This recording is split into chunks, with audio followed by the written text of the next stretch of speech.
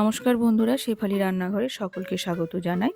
আজ আমি আপনাদের ইলিশ মাছের ঝোল বানিয়ে দেখাবো শসা দিয়ে, যেটা খেতে একদম অন্যরকম হয় আর গরম গরম ভাতের সাথে দারুণ লাগে। চলুন তাহলে রেসিপিটা দেখে নেওয়া যাক।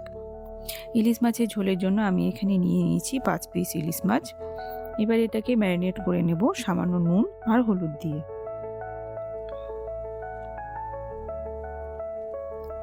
মাছের পিসগুলো ভালো করে দুদিকে নুন হলুদ মাখিয়ে নেব।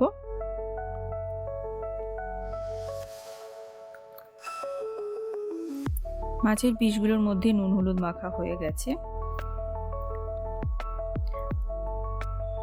এবার আমি ঝোলের জন্য এখানে নিয়ে নিয়েছি শসা 250 গ্রাম। শসাগুলো এরকম লম্বা লম্বা করে কেটে নিয়েছি। এবার আমি একটা মশলা তৈরি করে নেব। সেজন্য নিয়ে নিয়েছি একটা বোলের মধ্যে নেব 1 চামচ কাঁচা লঙ্কা বাটা, 1 চামচ জিরে গুঁড়ো, 1 চামচ হলুদ গুঁড়ো ও 1 চামচ নুন। এবার সব কিছু সামান্য জল দিয়ে মিশিয়ে নেব।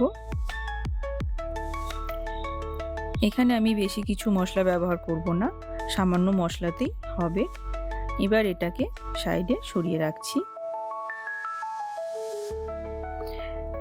এবার আমি গ্যাসে কড়াই বসিয়ে তাতে দিয়ে দিচ্ছি সর্ষের তেল। তেলটা ভালো করে গরম করে নেব।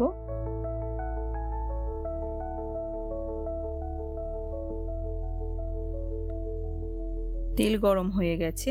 এবার আমি মাছের পিসগুলো একে একে ভেজে নেব। মাছের পিসগুলো খুব বেশি লাল করে ভাজবো না, হালকা ভাজলেই হবে।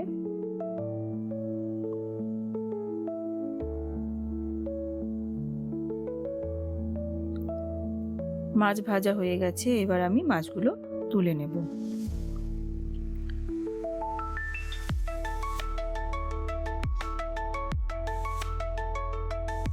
ঠিক একইভাবে সব মাছের পিসগুলো আমি ভেজে নিয়েছি। এবার তেলে দিয়ে দেব 1/2 চামচ কালো জিরে ফোড়ন। অল্প নেড়ে চেড়ে দিয়ে দেব কেটে রাখা শসা। আর এখানে শসা কাটার আগে অবশ্যই মুখে দিয়ে দেখে নেবেন শসাটা তেতো কিনা। তেতো হলে মাছের ঝোলের টেস্ট খারাপ হয়ে যাবে। গ্যাসের ফ্লেমটা মিডিয়াম রেখে অল্প ভেজে নেব। এবার এখানে দিয়ে দেব অল্প নুন। আমি এখানে বেশি নুন দিলাম না, কারণ মশলার মধ্যে আমি আগে থেকেই নুন মিশিয়ে রেখেছি। অল্প নেড়ে চেড়ে দিয়ে দেব যে মশলাটা আমি তৈরি করেছিলাম সেটা।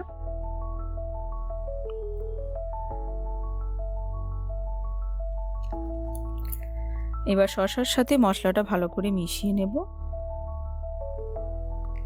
মেশানো হয়ে গেলে দিয়ে দেব রঙের জন্য 1 চামচ কাশ্মীরি মির্চ।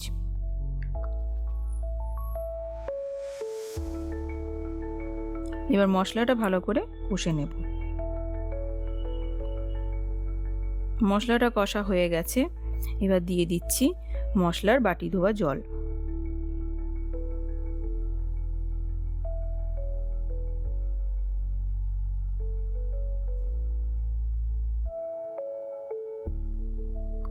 শসা সেদ্ধ হয়ে গেলে দিয়ে দেব ভেজে রাখা মাছগুলো। দেখতেই পেলেন এই ইলিশ মাছের ঝোলে বেশি কিছু মশলা লাগে না, আর বেশি মশলা দিলে শসা ইলিশের যে টেস্ট সেটা পাওয়া যাবে না। এবার গ্যাসের ফ্লেমটা মিডিয়াম রেখে 4 থেকে 5 মিনিট ফোটালেই রেডি শসা ইলিশের ঝোল। কিছুক্ষণ ঢেকে নামিয়ে গরম গরম ভাতের সাথে খেয়ে দেখুন, দারুণ লাগবে।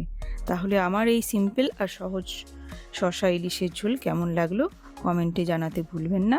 দেখা হচ্ছে আপনাদের সাথে নেক্সট ভিডিও।